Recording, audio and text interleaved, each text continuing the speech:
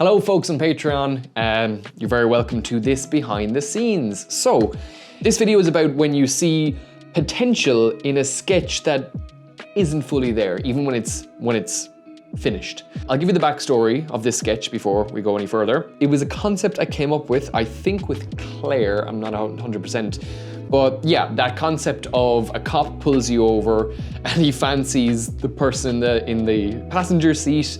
He takes the driver out to quiz him on the passenger, and then, you know, yeah, you've probably seen the video, so you know the concept. So, it was last Friday the 10th of February, and I had Steve for only an hour, right? Busy guy, need to fit into his schedule, and I was like, okay, I want to do this with someone else rather than just 3 of me, right? That afternoon, in between all my other bits and bobs going, I was like, shit, I don't have a script written.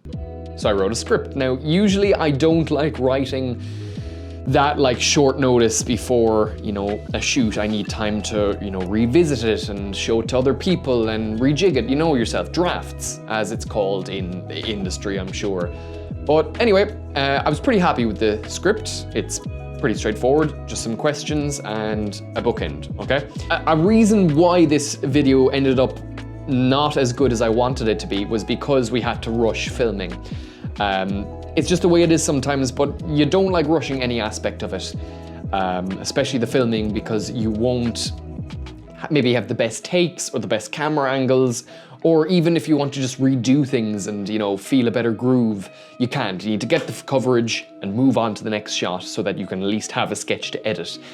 And I edited the sketch together the next day, and it wasn't clicking. And I sent it to Steve and had a few other people look at it, and they all kind of gave the same opinions of like, yeah, it's fine. And the realization I came away with personally was that the cop character was too straight. And I mean that in the filmmaking, the comedy sense, because Steve is the straight guy, I'm the character. I wasn't flamboyant, I wasn't exciting enough, I didn't have enough depth or interest to my character. I think the beginning and end were just a little bit, they were dull. And the second thing, the biggest thing really, is the intro didn't hook you. Now, with the second version, I don't know if the intro hooks you, but it hooks you better than the fucking first version did. I might as well show you, so here you go. Step out of the car, sir. No, I'm sorry, officer. I know I was speeding and I ran that red light and I might have hit that old fella, but... Yeah, whatever. Look, can you tell me more about your passenger? That's Dara, yeah, we work together. And what do you two work as? We're labourers, we work on building sites. So 2 of you getting hot and sweaty often, yeah? I suppose so, yeah. Oh, nice. And what would your friend do for fun? Would he be a night in the town with a gals kind of guy, or, you know, cozy night in watching Sex and the City? I have no idea. Officer, is there anything I can help with? Back in that fucking car. Okay, Jesus. What's his favourite movie? I haven't a clue. How's his relationship with his mother? Probably shit. Any hereditary diseases? Dunno. Does he like a man in uniform? Not a fucking clue. Look, give him this. Get him to call me, alright? This is getting a bit inappropriate. Yeah, officer, in need of assistance. I've got shots fired. Oh, Jesus. Remember we talked about it, right? Yeah, whatever. Drive safe. I think he's quite nice. Oh, shut up. So that was something, sure. So what I did today was I went back out to my parents' place and I refilmed all of my shots from the passenger to the guy, the cop.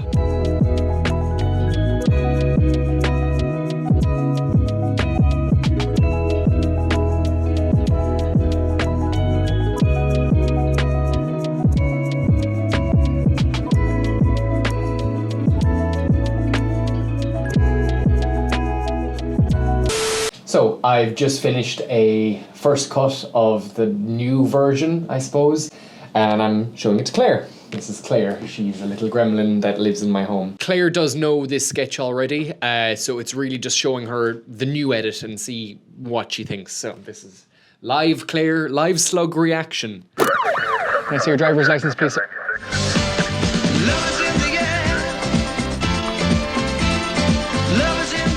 Step out of the car, please. So. No, I'm sorry, officer. I know I was speeding and I ran that red light and I might have hit that old fella. Oh, no way. Yeah. Listen, tell me about your passenger. Like, what's his story? Single? That's Dara, yeah. We work together. That's just work, yeah? Nothing else, no? Yeah. And what do you work as? We're labourers. We work on building sites. So you'd be getting hot and sweaty a lot of the time, would you? I suppose so, yeah.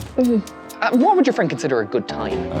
Does he prefer, a night in the town with the gals, or, cozy night in watching Sex in the City? I have no idea, man. Officer, is there anything I can help with? Get back in that fucking car. Okay, Jesus. What's his favourite movie? I haven't a clue. How's his relationship with his mother? Probably shit. Is he like a man in uniform? Not a fucking clue. Okay, listen, give this to him, get him to call me. Come here, look, this is getting a bit inappropriate now. Like, Officer in need of assistance, I've got shots fired. fine, Jesus. Good lad. Remember what we talked about, okay? Yeah, whatever. Love is in the air. Love is in the air. Drive safe. Why are you talking to him for so long? Is he your type now? Do you like him? Shut up. Okay. So I think the middle or most of it is perfect. I think you need a subtle beginning and end, because when we talked about it, like him, the police officer seeing Dara, it's like he takes him in, but I think it's too obvious in the beginning of the sketch. Yeah. So like go between the original.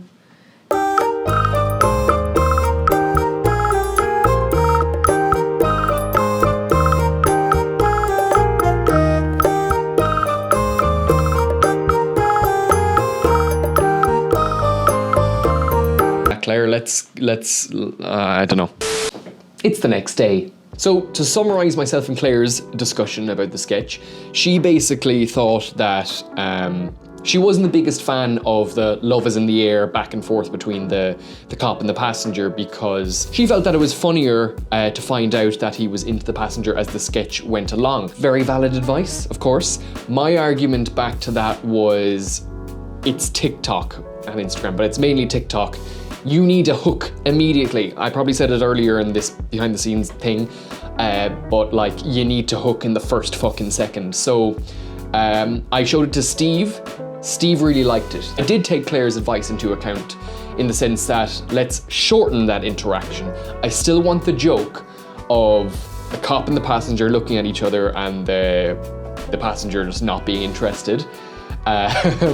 So I removed one instance of the back and forth. I know it might seem that I'm really nitpicking over these first 2 seconds, but it's so fucking crucial. The sketches do live and die by the first 2 seconds, but if it's a shit sketch, it's basically to get people's attention, right? The hook. And if you have a good hook, you need to follow it up with a good sketch. Otherwise people aren't gonna comment and like and share. You might hook them in with some clickbait, and then it's shit, and then they scroll on by, and TikTok sees that as, okay, people aren't interested. So maybe it is a bad sketch. I'm too close to it. I've shot an original version, I've shot a second version, I've edited 2 versions. I'm too close to it, so I need to let it out into the wild later on today. Since probably like day 1, I shoot everything in 4K, but I've always just edited and rendered in 1080p. In the last year, TikTok is allowing much higher resolution uploads. It's great. So that works a little bit better, yeah. So we see more emotion, we see more of the face of the cop. Now I fucked up the 180 rule. I'll explain that in a different video. Let's do a whole fucking video on filming, so we won't talk about that now. Export. And there she goes, that's it. Not touching it again. Lads, I'm fucking raging. I'm raging. So I released the sketch yesterday at 2 p.m, okay? In the first few hours, it struggled to get like 2,000 or 3,000 views on TikTok, and usually that's an indicator of a sketch performing poorly. Same on Instagram, not performing well. By God, it sent me into literally a mini depressive slump. For about 2 or 3 hours, I just sulked and felt sorry for myself and just did nothing. The reason why I was just so upset with myself is because I'm the most inconsistent creator on the planet. And what I mean by that is, like, I do not have one style of video. Now, that's not necessarily a bad thing, because at least I'm not a creator who blew up on doing one particular thing, maybe one type of character or skit, did that to death, and then eventually when people got bored of it, no one wanted to watch me anymore. I'm actually the opposite.